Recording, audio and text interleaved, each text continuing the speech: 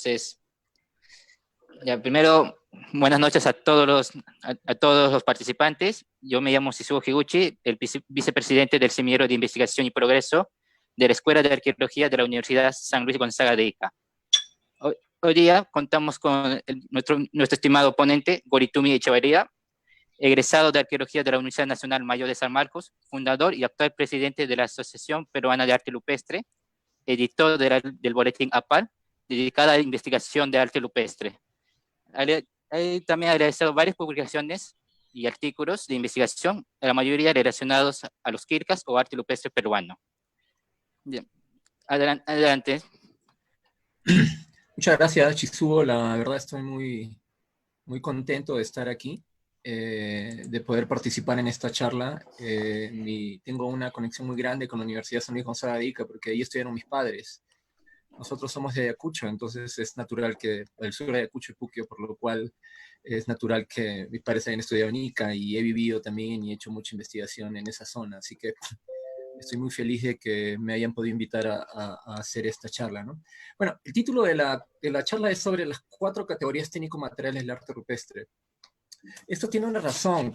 Cuando yo ingresé a la universidad, me interesó rápidamente estudiar ese tipo de material arqueológico, pero lamentablemente no existía durante mi época universitaria un planteamiento metodológico serio, vamos a decir estándar, para poder aproximarte a este objeto desde la perspectiva del artefacto. Es decir, las quilcas se estudiaban, el arte rupestre se estudiaba como si fuera una manifestación artística plana, y no como un objeto arqueológico complejo y con propiedades intrínsecas. Eso era muy frustrante desde el punto de vista de una investigación científica, porque nos reducía a nosotros, los estudiantes y después arqueólogos, solamente a fijarnos en un aspecto mínimo, parcial, ¿no? Secundario, vamos a decir, de la evidencia arqueológica que se llamaba comúnmente arte rupestre. Cuando empecé a hacer una indagación adicional, cuando me interesé más técnicamente sobre este material, empecé a notar pues, que existían estas falencias de una manera garrafal, ¿no? Lo primero que empecé a buscar era pues, los antecedentes respecto a cómo se denominaba el material arqueológico específicamente. Y noté, bueno, no con sorpresa voy a decir, pero noté que todas las nomenclaturas asociadas a la evidencia rupestre que se utilizaba en el Perú habían sido trasplantadas directamente de Europa. Absolutamente todas. Y desde la época colonial. Incluso habían sitios arqueológicos que son llamados los pintados, cuando se trata incluso de petroglifos, siguiendo una nomenclatura, vamos a decir, convencional, implantada, trasplantada desde Europa aquí. También se usaron las palabras jeroglíficos, hieroglíficos, y después, a partir de los progresos de la investigación rupestre europea, se empezó a introducir, que son de los 40, 30, se empezó a introducir el término, por ejemplo, arte parietal, o la palabra arte en sí misma, ¿no? Y después, a partir también de los 40, se introdujo definitivamente el término arte rupestre. Y parece una ironía, porque después lo vamos a ver en la presentación, fue probablemente Javier Pulgar Vidal el que hizo la primera mención publicada del término rupestre para este tipo de material arqueológico en el país, siendo él uno de los investigadores más prominentes en términos de lo que es vamos a decir, la definición técnica de la nomenclatura nacional, vamos a decir, científica del objeto vulgarmente llamado arte rupestre en el Perú, que es la palabra quilca, ¿no? Entonces voy a compartir pantalla en este momento para que podamos ver la presentación y explicar un poco más sobre estos temas. Bueno, como les mencionaba, todas estas nomenclaturas eran una nomenclatura fallida, vamos a decir así. Nomenclaturas que estaban muy pendientes de lo que estaba pasando en Europa, hasta la década del 60, hasta la década del 40 y después el 60. Pero en 1947, que fue la primera vez que se publica el término quilca, o se aplica el término quilca de una perspectiva técnica para entender un fenómeno gráfico en el país, se hizo gracias al investigador iqueño, ojo, Raúl Porras Barrenechea. Barrenechea publica en su libro Fuentes Históricas Peruanas que el término quilca era una palabra que designa toda manifestación gráfica en los Andes, en el Perú antiguo. La forma en que se hacen las gráficas, incluso hasta hacer un dibujo con fuego, está implicado con la palabra quilca.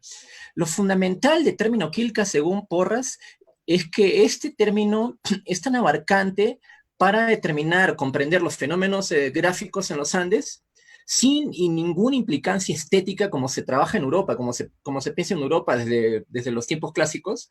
El término quilca solamente, vamos a decir, tiene que ver, abarca, comprende la fenomenología gráfica que se presenta en cualquier lugar en los Andes. Es decir, no está circunscrita al arte rupestre, vamos a decir así, sino a toda fenomenología gráfica. Es decir, si yo muestro acá este papel de mis notas y ven ustedes estas letras, esto es una quilca. Y si yo pongo, por ejemplo, esta imagen aquí, ¿no? Es una quilca. Cualquier tipo de dibujo, cualquier tipo de forma gráfica, por ejemplo, estos números en el celular, ¿no? O esta marca en el mouse, todo eso es quilca. Esta categoría es definida por Javier Pulgar Vidal de una manera impresionante, porque él prácticamente hace la definición técnica como una categoría científica. Él dice, quilca tranquilamente puede entenderse como sinónimo de pictografía en el concepto de los etnólogos modernos. Es decir, cuando nosotros usamos la palabra quilca para definir el fenómeno, el arte rupestre en el Perú, no lo hacemos porque nos creemos folclóricos, porque nos gusta usar términos nativos para sentirnos muy, muy, muy peruanos. Y no, absolutamente no. Usamos el término quilca desde una perspectiva historicista en este caso, porque el término quilca es la palabra más apropiada para entender la fenomenología gráfica en el Perú, hecha por hombres o no hecha por hombres, tal como hemos estudiado, por ejemplo, en la Amazonía. Entonces, el término quilca es una palabra extraordinaria que puede abarcar cualquier forma gráfica antigua, presente, independientemente de su valor estético, tal como fue definido por Porras desde la década del 40. Pero esta es una percepción totalmente historicista.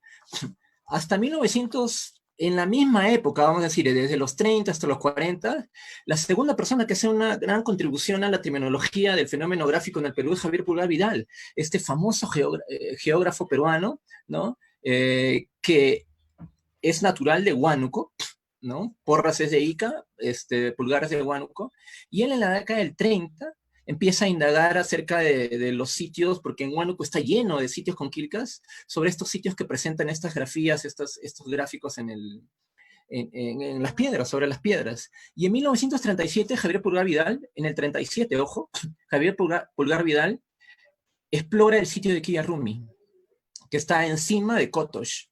Entonces él se da cuenta que el sitio presentaba pues cientos de figuras, ¿no? De figuras ideográficas, como la llaman, ¿no? Y él hace la asociación, hace el análisis del nombre Quillarrumi y descubre que el término quilla, según su planteamiento, no es quilla, sino es un derivado de la palabra cauqui, de la lengua cauqui, que es quilca.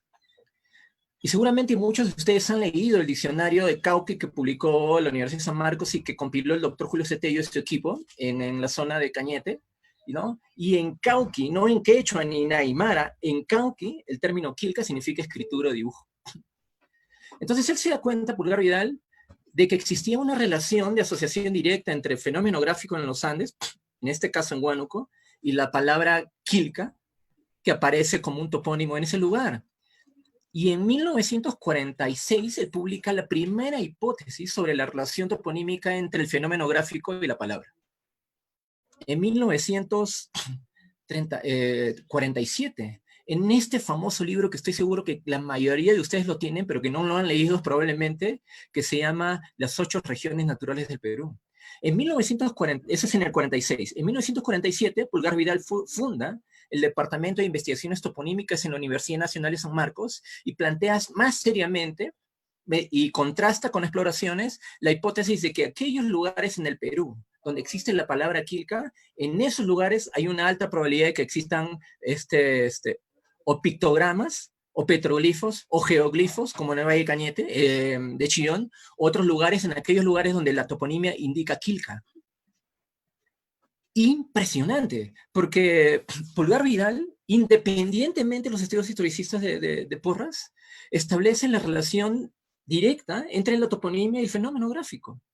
Lo que se suma a la documentación historicista que demuestra que este término se usaba ampliamente en los Andes, por ejemplo, en la crónica de Tito Cusi, en Guamampoma, en Montesinos, en un montón de vocabularios como el lexicón de Fray Domingo Santo Tomás de 1560, la doctrina cristiana, el diccionario de Holguín, el diccionario Francisco del Canto, de Torres Rubio, y un montón de documentaciones donde aparece la palabra quilca. Quilca, aparte de sus derivados fonológicos, vamos a decir así, ¿no? Como quelca, ¿no? Y otras palabras adicionales. Mis colegas del Cusco, que me acompañan, una colega del Cusco, sabe bien, porque son quechohablantes, ¿no? Que se usa más el término quelca acá, y parece que la palabra quilca como tal, es decir, en el vocabulario común ha desaparecido un poco. Pero sí se encuentra, como ya dije, en topónimos sinónimos, es decir, como apellidos. Entonces la palabra quilca designa claramente, basado en dos posturas, una historicista y una toponímica, desde la perspectiva geográfica de Javier Pulgar Vidal, la palabra quilca es la categoría técnica, científica, profesional, definitiva, para establecer, para nominar todo el fenómeno gráfico en el Perú, antiguo y presente también si desean, pero específicamente lo que es mal llamado arte rupestre. Y este conocimiento es un avance extraordinario pues, en el desarrollo de la investigación científica sobre ese tema en el Perú. Ahora, a partir de Pulgar Vidal no hubo grandes avances en este tema, hasta Eloy Linares Mala, que en 1973 define los 4 tipos de arte rupestre peruano, que son pinturas, petrolifos. En vez del término pintura es preferible usar pictograma, porque para que exista pintura, recuerden, el pigmento debe echarse mojado, ¿no? Y en muchos casos no está mojado, el pigmento se echó seco, ¿no? Pictograma, petrolifo, geoglifo y arte rupestre mobiliar. Y después del maestro y recordado, muy amigo mío, Eloy Linares Málaga, no hubo grandes contribuciones este tiempo. El 2007 se fundó la Asociación Peruana de Arte Rupestre, y el 2007 fue la primera vez que se hizo una definición técnica del artefacto a partir de sus propiedades intrínsecas. Y eso lo hicimos recuerdo mucho, aprovechando una charla con el arqueólogo Jesús Gordillo de Tacna, ¿no? Que también es miembro fundador de la Asociación Peruana de Arte Rupestre. Y por primera vez se estableció en toda esta historia una perspectiva artefactual para entender el fenómeno gráfico en el Perú, mal llamado arte rupestre, y que técnicamente, científicamente, nosotros llamamos quilca o quelca, ¿no? O como se llame en términos nativos, o como se pronuncie en las regiones donde se da ese término, ¿no? No decimos que debe decirse quilca necesariamente. Los que son quechua hablantes, aymara hablantes, cauqui hablantes, deben decirlo en la manera en que lo dicen en sus territorios, ¿no? Entonces, el 2007 se hace este gran avance, pero era insuficiente todavía hasta que hiciéramos una definición. Y el año 2009, cuando fui jefe de práctica del curso Métodos en Arqueología del arqueólogo Daniel Morales Chocano, desarrollamos con mi querido maestro Daniel Morales Chocano, desarrollamos estas 4 categorías y las aplicamos directamente en el campo, con varios grupos de estudiantes de la Universidad de San Marcos, que se dedicaron a hacer registro de sitios con quilcas, y de lo cual surgió este trabajo de las 4 categorías técnico-material arte rupestre, que voy a describir ahorita. 4 categorías técnicas, ¿por qué? Porque se necesitaba, como ya les dije, una definición profesional, ¿no? Técnica, científica, del artefacto como tal, y no solo de la imagen que está presentada ahí, del dibujo que aparece sobre la roca, sino de todo el artefacto para poder estudiarlo desde una mayor perspectiva, ¿no? Entonces, nos dimos cuenta que son 4 específicamente las categorías técnicas materiales de este artefacto. Como se ve aquí, se ve el motivo, la imagen figurada, el soporte, que es la roca de cualquier tipo, el motivo es la figura que aparece en la roca, ¿no? Que son las 2 categorías intrínsecas de este artefacto, y después el entorno inmediato, que se puede entender como el área de producción de la quilca, y el paisaje, el entorno medio atmosférico. Ahora voy a explicar cada uno de ellos, ¿no? El motivo, la imagen figurada, aquí está resaltado digitalmente, ¿eh? No se les ocurra marcar nunca, ni tocar la imagen de las quilcas, ¿no? Eso está totalmente vetado a nivel mundial, incluso no debería ni siquiera calcarse, porque afecta la integridad del soporte y de la imagen, ¿no? Acá en Checta, por ejemplo, que es uno de los sitios que hemos estudiado más, se puede ver este motivo, figuración. La foto a la derecha es un detalle. Acá se puede ver, por ejemplo, la Quilca de Chocas. Este es en Neue Chillón en Lima, sitios que he estudiado bastante. Y se puede ver, por ejemplo, en esta roca, también los motivos que aparecen marcados sobre ella y hechos por percusión directa, ¿no? Ese es el motivo que aparece en la roca, que es una propiedad intrínseca. Esta es la Quilca de Cantería. Es una roca, es una imagen chavín de la Galería de las Ofrendas. Según Lumbreras, esta imagen tiene entre 1100 y 700 años antes de Cristo. Yo pienso que es mucho más antiguo, obviamente, ¿no? 1200, 1100 debe ser la primera época en que los chavines llegan a Lima y marcan esta roca. Y sabemos eso por la imagen circular, la línea con círculo con punto que hay ahí. Pero bueno, eso ya quizá lo hablaremos otro día, pero se trata de una imagen muy antigua, ¿no? De la época, es un chavín puro, absolutamente chavín, ¿no? Que está en Cantería, en Canta, en Lima. Estas son las quilcas de la Chay, son pictogramas, como pueden ver, ¿no? Y el soporte, la roca y todo el sitio adquiere, pues, personalidad cultural gracias a las marcas que son producidas y son percibidas por las percepciones normales de un ser humano y producidas intencionalmente. Eso es lo que sería una definición de quilca. El soporte es cualquier tipo de roca, cualquier tipo de roca que haya servido que sirva en este momento como continente de la imagen, marcada intencionalmente por un ser humano, ¿no es cierto? Y el soporte en este caso es roca ígnea, en el caso de Checta, y acá también está subrayada digitalmente para ver la cualidad del soporte. Todo el soporte, así como el motivo, todo el soporte se convierte en parte del sitio arqueológico Conquilca, ¿no? Y se debe estudiar. Esto es interesante porque el soporte, así como la imagen, no solamente deben ser percibidos para ser documentados, sino que necesariamente tienen que tener magnitudes. El soporte se puede pesar, se puede medir, se puede cuantificar, se puede establecer su naturaleza geológica, etcétera, etcétera. Esa cuantificación, la determinación de las magnitudes de los soportes o del motivo es lo que convierte la quilca en data científica. No solamente es la percepción lo que genera el descubrimiento del sitio, vamos a decir, la determinación del sitio, sino la determinación de sus magnitudes es que lo convierte en data arqueológica de valor científico. Acá hay otro soporte en Checta. Se puede ver el tipo de roca y la naturaleza de la roca. Acá hay una piedra con tocos, que es otra categoría técnica para definir este artefacto, especialmente los hoyos pequeños. La categoría técnica para definir los hoyos pequeños en los Andes es toco, ¿no? Toco, ajá. Y internacionalmente también le dicen cúpulas. Ok, y este es Quebrada de Palos, de la Chay, que fue analizado, estudiado por el equipo de Javier Pulgar Vidal en los 50, si no me equivoco, 40, donde están los pictogramas que he mostrado más atrás, todas esas pequeños orificios que aparecen en esta roca que es granito, tienen pictogramas. Por lo tanto, toda la roca, todo el soporte toda la roca se convierte en el soporte de las quilcas, ¿no? Acá se ve lo que les mencionaba. Y vamos a entrar al entorno inmediato. El entorno inmediato es el área directa asociada a la roca con motivos o imágenes. Es una propiedad externa, pero es una propiedad sumamente importante. ¿Por qué? Porque se tiene que entender, si vemos la quilca como un artefacto lítico regular, tiene que entenderse esta área como el área de producción de la quilca. Y si esa quilca era un objeto sagrado, tiene que entenderse como el área donde se realizaban los rituales necesariamente para esa roca o para esa imagen. ¿Por qué es importante el entorno inmediato?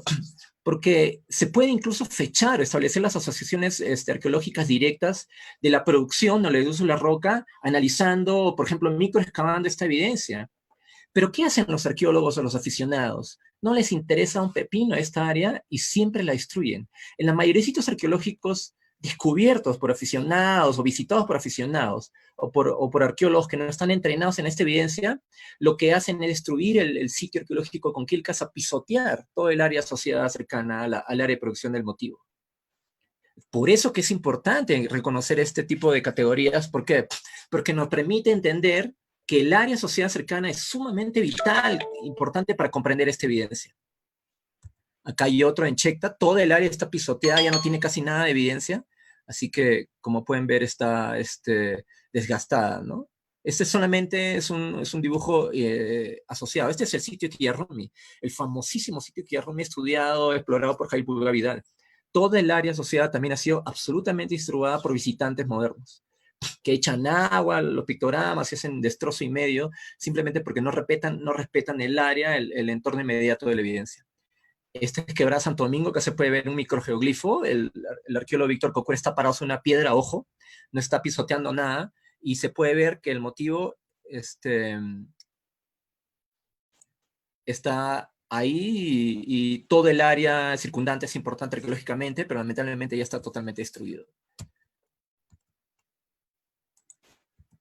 Ok, el entorno paisajístico medio atmosférico es todos los elementos físicos de la naturaleza, ¿no? Que rodean a la quilca, al soporte, al entorno inmediato y que transforman el motivo y que son totalmente cuantificables. La lluvia, la radiación solar, el calor, el frío, el viento e incluso los agentes bióticos y abióticos que están participando del deterioro del sitio. Porque cuando se producen las quilcas no eran de esa manera, pues cuando fueron producidas originalmente.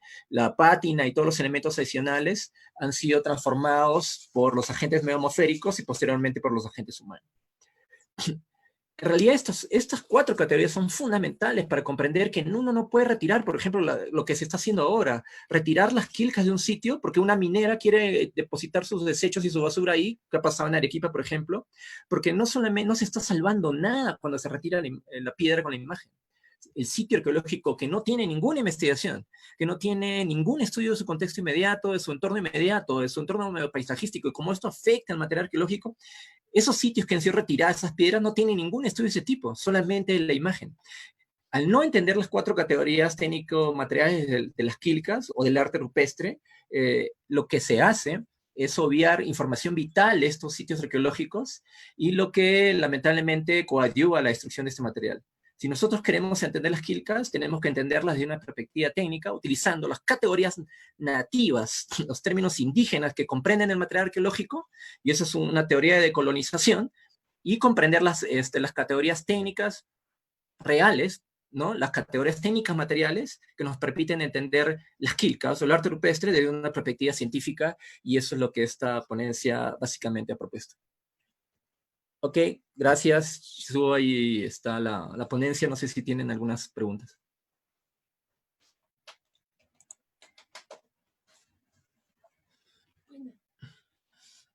No te escucho, Chisu. Ahí está. Ya. Ahora sí. Ya. Si algún participante tiene alguna consulta, la puede escribir en el chat del grupo de Zoom o si no, vía Facebook, que estamos transmitiendo en vivo también. A ver. Bueno, parece que no hay ninguna pregunta. Bueno, entonces yo le haré una pregunta. ¿Cuál cree usted que sea el principal motivo que han llevado a nuestros antepasados a hacer petroglifos? ¿Algún motivo en especial? Esa es una muy buena pregunta. En realidad es difícil sí, difícil de contestar porque deben haber múltiples razones, ¿no? Los petroglifos, los pictogramas, geoglifos están en todo el país. Probablemente creo que no hay región donde no existe este tipo de manifestación cultural. La gente antigua del Perú tenía una vocación notable por comunicar, ¿no? Que es como debe entenderse primariamente esta evidencia. Las quilcas son escrituras, son elementos de comunicación. No es para el deleite artístico, así esté muy bien hecho, como el arte chavín, paracas o tiwanaku, ¿no? Eso es quilca en cualquier sentido material comprensible, vamos a decir así, y su función primaria es comunicar.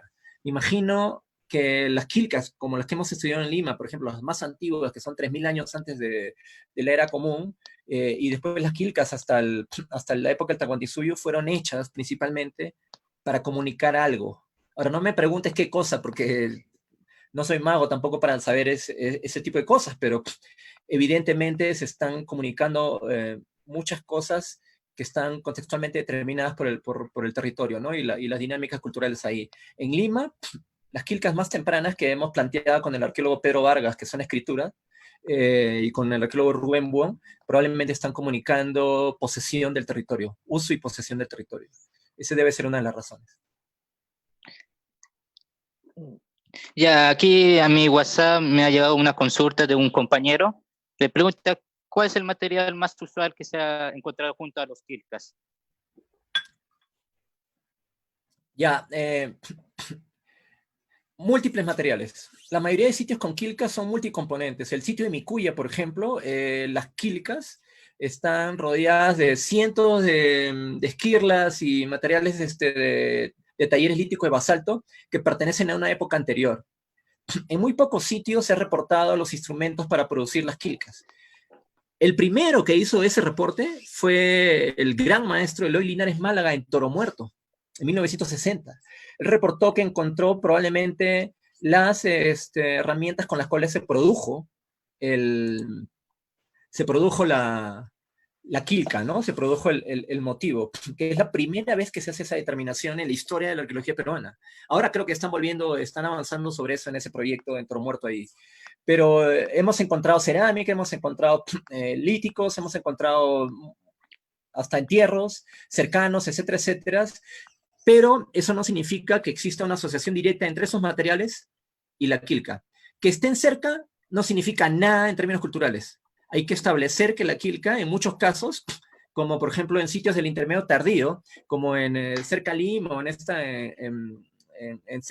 valles cercanos a Lima, se han encontrado sitios del intermedio tardío incas con quilcas en el centro. Y esas quilcas son 1000, 2000 años antes de Cristo. Es impresionante la forma como en algunos materiales se han salvado, vamos a decir, y han servido o reutilizado durante tiempos posteriores, ¿no? Entonces, la asociación es múltiple, pero no establece relación directa. En sitios como Zumbay hay mucho material lítico, pero no estamos seguros de que estén relacionados directamente. Los productores de la quilca hayan hecho lo mismo, hayan dejado esa evidencia en las cuevas, ¿no? Ya, aquí en el chat están dejando algunas preguntas. Jesús Parionan pregunta, casi todos los estudios de quilcas se refieren a las regiones geográficas de la superficie terrestre, pero hay estudios de quilcas que están bajo el agua, como ríos, lagunas y mares. Ya, debe haber. Si no me equivoco, en algunas zonas de la Amazonía, por ejemplo en la cuenca del Urubamba, en el área machiguenga, hay quilcas que se han producido muy cerca a la orilla del mar. Y tengo entendido que en algunos casos, vamos a decir, el cauce del río está muy, muy, muy levantado, son cubiertas. Eso también me comentó mi colega Raúl Ibaye de Brasil, que trabaja con indígenas Mundurucú y de otras naciones de allá. Él también ha mencionado que muchas quilcas se sumergen cuando el nivel del mar, el nivel de los ríos se eleva. Hemos trabajado con Jesús Gordillo el sitio de Ite, que está muy cerca al mar, y es probable quizá de repente no se ha explorado a las rocas que están más cercanas, ¿no? Hemos encontrado, por fin, vamos a decir, en contexto arqueológico, que me acompaña la arqueóloga Luz Marina Monroy de Marcavalle, está muy, muy cerca acá y me comenta, ¿no? En Marcavalle hemos encontrado quilcas, por fin, en contexto primario, selladas, enterradas, ¿no? Y en otros sitios. Entonces, estamos yendo más allá de encontrar solo las quilcas al aire, ¿no? Expuestas al aire, vamos a decir, al aire libre. Estamos encontrando las quilcas ya en contextos sellados, ya sea bajo tierra y como en Brasil y en las zonas amazónicas peruanas también sumergidas bajo los ríos, ¿no? Ya, ahora Lourdes Gabriela pregunta, ¿cuál es el periodo de ocupación más prolongado de quilcas que se conoce hasta ahora en el Perú y dónde se encuentra? Ya, ese también es muy interesante esa pregunta, ¿no? Hay varios sitios. Mencionando a mi colega, el gran arqueólogo Jesús Gordillo, sabemos con él, porque hemos examinado el sitio de Micuya, que Micuya tiene una producción permanente de quilcas de al menos 5.000 años. Fantástico, 5.000 años, ¿no? Increíble. La Galgada tiene 3.000, 4.000 años. Checta tiene 3.000 años de producción continua de quilcas. 3.000 años. Chete, la costa central, es enorme, ¿no? Es enorme como para producir una escritura, ¿no? Pero Micuya debe ser probablemente quizá el más grande, ¿no? De 4.000 y 5.000 años de producción es lo que continua, es lo que estamos calculando, y quizá más porque Jesús ha comentado, pues, quilcas coloniales en la zona, ¿no? En la zona y otros materiales. Entonces, prácticamente desde el origen de la ocupación compleja, ¿no? Vamos a decir, desde 4.000 años, 3.000 años antes de Cristo, hasta el día, hasta la colonia, se estuvo produciendo Quilcas Semicuya. Entonces, la producción, la tradición de producir esta información, Quilcas, sobre estos sitios es extraordinaria y es una tradición muy, muy peruana, ¿no? Muy nacional y, bueno, otras partes del mundo también, pero quiero decir que es muy nuestro también, ¿no? Ya. Ahora, Enrique Luis pregunta, ¿es la forénsica rupestre la mejor disciplina para entender el carácter comunicológico de las quilcas? Enrique Ruiz es uno de los más grandes expertos en estos aspectos de comunicación y me está jalando un poco ahí ese tema, ¿no? Sí, es uno de los grandes métodos actuales, ¿no? La aproximación forense, vamos a decir así. La aproximación forense hasta de tipo policial, ¿no? En algunos tipos de roca, por ejemplo, se puede determinar al minuto la forma en que se produjeron las quilcas, especialmente cuando son rocas suaves, como por ejemplo calizas. Puedes darte cuenta exactamente la manera, el momento y cómo fue la producción casi al minuto, ¿no? Desde el punto de vista de la comunicación, tal como el arqueólogo Enrique Ruiz lo está estudiando, las quilcas constituyen un artefacto que ha servido para desarrollar intrínsecamente las formas comunicativas y el lenguaje, y también para poder enseñar ese lenguaje y la comunicación a partir de este material arqueológico, ¿no? Entonces, viéndolo de esa perspectiva, es una de las metodologías más acertadas para investigar quilcas en los Andes, ¿no? Y él es uno de los pioneros en esta aproximación. Ya. Ahora, la siguiente pregunta es, ¿qué opinión tiene con respecto a las representaciones antropomorfas en petroglifos? A la representación. ¿Qué opinión tengo sobre representaciones antropomorfas? Bueno, es parte de la gama de manifestaciones vamos a decir, naturales que se han dado, ¿no? O sea, manifestaciones culturales, perdón, que se han dado en los Andes, ¿no? Yo he notado que en la zona Yunga, es decir, en los valles calientes, en la zona Yunga marítima, desde los valles medios hasta el mar, el principal lenguaje gráfico, y eso lo hemos conversado con Jesús Gordillo y otros investigadores, es abstracto geométrico. Es abstracto geométrico, ¿no? Hay muy pocas manifestaciones antropomorfas, pero son elaboradas a partir de lenguajes abstractos geométricos. En Checta casi no hay manifestaciones antropomorfas puras. Solamente aparecen esas manifestaciones cuando hay una intrusión de las comunidades andinas en estas zonas yungas. Y eso se nota claramente. Cuando Chavín, por ejemplo, se introduce en los sitios con quilcas y empieza a marcar sus quilcas como una imposición cultural, introduce, por ejemplo, las imágenes de felinos y en algunos casos las imágenes antropomorfas. Eso pasa en La Galgada, eso pasa en Checta. En el caso de Micuya, por ejemplo, las primeras fases son abstractas geométricas, círculos con punto, líneas, etcétera, de una gran complejidad. Pero en la fase 3, por ejemplo, de Checta, aparecen felinos que están siendo cargados por seres humanos, aparecen danzantes, vamos a decir entre comillas, y aparecen otro tipo de motivos antropomorfos, que en estos casos son intrusiones. En las quilcas de la Amazonía, como en Pangoa, que es un trabajo que va a salir hoy día mismo, que hemos ya elaborado con Peter Van Dalen, hemos visto que sí, allá en algunos lugares de la yunga amazónica, de la Amazonía alta, sí aparecen manifestaciones antropomorfas directas. En realidad, estamos todavía lejos, acercándonos a comprender exactamente vamos a decir, la forma o las características estilísticas, si quieres, de las sociedades de esas épocas, ¿no es cierto? No sabemos nada. Acuérdense que lo único que conocemos en el arte, en la investigación arqueológica convencional del arte peruano, solo se conoce desde Chavín para arriba o desde Caral para arriba. ¿Qué pasó más abajo? Entonces, en Quilcas tenemos una oportunidad para poder determinar las influencias culturales o los desarrollos culturales artísticos propios, ¿no? Gráficos propios, y determinar cuál de estos grupos, por ejemplo, utilizaba las figuras antropomorfas como su característica gráfica principal, ¿no? Ya, ahora la siguiente pregunta es de Cars. ¿Cuál es el método de datación que usan? Ya, eso también es bien importante. Casi todos los trabajos que yo personalmente realizo están orientados a determinar cronologías. Pero mi aproximación no es directa, es indirecta, ¿no? La aproximación que yo manejo tiene que ver con secuencias, establecimiento de secuencias y seriaciones y correlaciones culturales, ¿no? Utilizando otras variables más directas como tafonomía, análisis de pátinas, etc. Entonces, casi todo lo que hago es cronología, ¿no es cierto? Cero interpretación en términos directos, ¿no? Pero sí existen aproximaciones cronológicas directas para el estudio de los petrolíferos específicamente, ¿no? En este caso, puedo mencionar, por ejemplo, la investigación por la datación por microerosión, que fue inventada, diseñada y aplicada por nuestro amigo Robert Benary, que es probablemente el más grande rupestrólogo del mundo en este momento.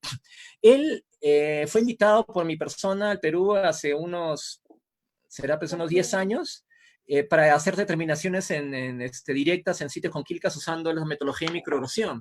Pero lamentablemente en ese momento a todos los sitios con quilcas que fuimos se trataron de sitios que tenían rocas metamórficas, cuando el método se aplica, por ejemplo, en rocas ígneas que tienen un alto contenido de feldespatos o cuarzos.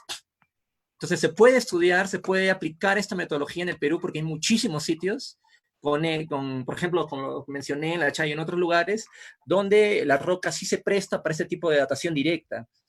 Esto contrasta mucho, ¿no es cierto?, con aquellas personas que mencionan que fechar las quilcas es imposible, ¿no es cierto? Es imposible, no se puede fechar los petrolifos, ese tipo de barbaridades se decían hace algunos años, ¿no? Y los he escuchado con profesores que yo aprecio, pero porque ellos los escucharon con profesores anteriores y así hacia el pasado, ¿no? En la actualidad utilizamos cronologías directas y cronologías indirectas, ¿no? Aproximaciones directas e indirectas para la estimación cronológica de los fechados de los sitios con quilcas, ¿no? Es decir, cronologías relativas y cronologías absolutas. En Sudamérica, cronología absoluta se ha aplicado en Brasil, Bolivia. Tratamos de aplicarlo en Perú con Robert Benary, pero nuestro intento fracasó lamentablemente por mi culpa, porque no conocía, no había determinado todavía las propiedades de los soportes específicamente. Bueno, eso fue hace 10 años, ¿no? Pero hemos avanzado muchísimo, muchísimo, y con muchos colegas, ¿no? Incluyendo Peter Van Laen, Jesús Gordillo, Enrique Ruiz, etcétera, etcétera, ¿no? Alberto Bueno, Daniel Morales, etcétera, etcétera.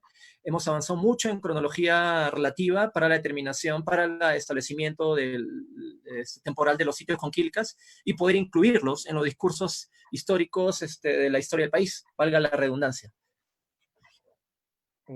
Ya, ahora una nueva pregunta de la señorita Lourdes Gabriela. En la costa norte peruana, ¿cuál es la zona de quilcas más amplia en extensión y como en periodo de ocupación continua que se conoce hasta ahora, especialmente en La Libertad? Difícil la pregunta nuevamente, ¿no? Zona de La Libertad. No estoy seguro. En realidad no sé, hay sitios... Bueno, si vamos a mencionar un sitio que tenga quilcas y que tenga una gran extensión, yo creo que el más grande es Quebrada Santo Domingo. Y en este caso las quilcas sus quilcas características, vamos a decir, son geoquilcas, es decir, geoglifos. Lo que el maestro Toribio Mejía Gespe, el descubridor de la línea de Nazca, el primero que escribió sobre este tema, dijo que eran caminos rituales, ¿no es cierto? Entonces, esta quebrada, esta es una gran hollada, gigantesca hollada de varios kilómetros de extensión, está completamente llena de microgeoglifos, que es un término que fue acuñado nuevamente por el gran investigador Eloy Linares Málaga y que los descubrió en Toro Muerto. Y ahora me comentan que no han vuelto a encontrar microgeoglifos. Y tenemos fotos de esa evidencia. Eso es lo más importante. El otro lugar con microgeoglifos en el Perú, pero apoteósicamente, enorme cantidad, es Quebrada Santo Domingo, y es probable que este sitio sea pues el sitio más grande con quilcas de la región. Otro sitio importante es que el Alto de la Guitarra, que también es enorme, pero no quiero avanzar más porque probablemente mis colegas del norte me van a jalar las orejas si no digo cuál es el sitio más grande específicamente, ¿no? Pero me atrevería a decir que el sitio con quilcas más grande es Quebrada Santo Domingo allá. Y tiene una ocupación continua calculo que desde el Horizonte Medio hasta la época del Tahuantinsuyo. Ya. La siguiente pregunta es de Leticia. ¿Cuáles son las medidas o acciones que se deben de realizar para la conservación de petroglifos? Ya, esa es muy buena pregunta, porque en realidad lo que se necesita primero es hacer entender a los funcionarios del Ministerio de Cultura que no solamente es importante el motivo, la imagen, la figura, es importante todo el sitio completamente. Entonces, para poder saber exactamente qué hacer en estos lugares, se necesita entender prácticamente la naturaleza completa del sitio. Pero para que la gente entienda, más allá de que los investigadores comprendamos de qué se trata el sitio completamente, se necesita educar a la sociedad alrededor. Se necesita hacerle entender a los investigadores, a los arqueólogos, a los aficionados, que los sitios con Quilca no son un parque de diversiones. Probablemente es el único testimonio de un mundo del cual no tenemos ninguna evidencia y que por eso se constituyen en los testimonios culturales más importantes de la región. Eso en Lima es clarísimo. Si nuestra hipótesis de la escritura es correcta, en un sitio como Checta, como Chocas, son pues valiosísimos para la historia nacional. Pero lamentablemente la gente que vive cercana de ahí, que nunca está relacionada, porque la mayoría son inmigrantes, directamente a la evidencia arqueológica, son los que más destruyen, y también la intervención de aficionados que no tienen pues estos conocimientos de entender y comprender la naturaleza de los sitios, también es muy destructiva, ¿no? Y si no se capacitan los investigadores también. Yo creo que las medidas a mediano plazo para salvar los monumentos con quilcas es educar tanto a los profesionales, a los arqueólogos, porque recuerden que la arqueología actualmente es una profesión de especialización, ¿no? Yo no me metería a hablar de investigaciones malacológicas y qué sé yo, de otros tipos así, por mencionar algo, ¿no? Que requiere mucha especialización. Metales, por ejemplo, ¿no? Pero sí puedo hablar de este tema que es algo en lo cual estoy trabajando más y se requiere que los colegas tengan un poco más de aprensión y conocimiento sobre las propiedades científicas de los sitios para poder protegerlos adecuadamente. Y se requiere que las comunidades asociadas reciben una educación adecuada sobre su patrimonio. Un caso específico de destrucción de patrimonio por ignorancia, tanto de los investigadores y por ignorancia de las poblaciones cercanas, es Quebrada Verde en Pachacamac. En ese sitio, para hacer un resumen rapidito, se hizo una ruta turística que pasaba por todos los sitios, por muchas de las estaciones conquilcas del lugar. Ni bien terminaron de hacer la ruta, a los 2 meses, muchos de los paneles estaban destruidos. Y en algunos casos, con grasa de carro. ¿Pueden creer eso? Y eso lo hizo la población. Probablemente porque desconocían, sí, ignoraban y querían pintar. No sé, no sé qué decir sobre esos temas, pero se necesita educar a la gente. Ya, la siguiente pregunta es, ya que los quilcas es un elemento de comunicación, ¿cuál es la propuesta para evitar su extinción? Necesitamos, voy a responder pero quiero poner a los pies de Pedro Vargas. Perdón, de Pedro Vargas, ¿no? Pedro Vargas diría, un gran investigador, al cual yo admiro mucho, este arqueólogo Pedro Vargas, el que estableció la hipótesis sobre la escritura chavín, diría, es necesario el catálogo de motivos, el catálogo. Necesitamos registrar los motivos, ¿no? Estudiar los motivos en contexto, establecer secuencias, establecer seriaciones, establecer regularidades y estudiarlos in situ, en su lugar, para poder comprender. Eso fue algo que hicimos en Checta, por ejemplo, ¿no? Nos dimos cuenta de la secuencia que había, ¿no? Y empezamos a establecer secuencia y cronología, y recién pudimos entender que los determinados, vamos a decir, estratos de producción gráfica corresponden a diferentes contextos socioculturales. Y el más temprano, el Yunga, es el que realmente representa el momento más complejo de desarrollo de una escritura ideográfica temprana. Eso también se ve en Caral. En Caral es clarísimo eso, ¿no? Lo mismo pasa en sitios yungas como Micuya o como otros lugares, el Alto de la Guitarra. Pero se necesita estudiar los sitios, establecer secuencias y hacer los catálogos gráficos para que podamos entender, después estudiar. Porque esta es una carrera contra el tiempo, compañeros. Los sitios se están destruyendo. Y muchos arqueólogos, lamentablemente, yo soy arqueólogo, yo con mucho respeto, pero muchos arqueólogos de la institución, del país, están avalando que se levanten las piedras y las lleven a otros lugares y que se conviertan en museos, por ejemplo, lugares donde las piedras han sido trasladadas, las quilcas han sido trasladadas a esos sitios, y llevados a otros lugares, y con eso se está perdiendo información increíble para poder determinar, por ejemplo, secuencias y cronologías de los sitios. Pero se necesitan los catálogos y se necesitan con urgencia, ¿no? Así que hay que registrar. Todos los arqueólogos profesionales estamos en la obligación de ir a los sitios y registrar los sitios, ¿no? Sin destruirlos, sin destruir su entorno inmediato, tomando fotos, dibujando. Con eso podemos hacer un gran aporte a esto. Ya. Bueno, ya no hay más preguntas ni en el chat del Zoom ni por el Facebook. Así que ese ya creo que es el final de la ponencia. ¿Quiere dar unas palabras final, profesor? Sí, claro, yo agradezco al grupo de investigación Semillero, Investigación y Progreso, agradezco a todos los que han estado acá mirando la charla. Y como te dije, Shizuo, yo tengo una conexión con Ica muy, muy grande, muy entrañable.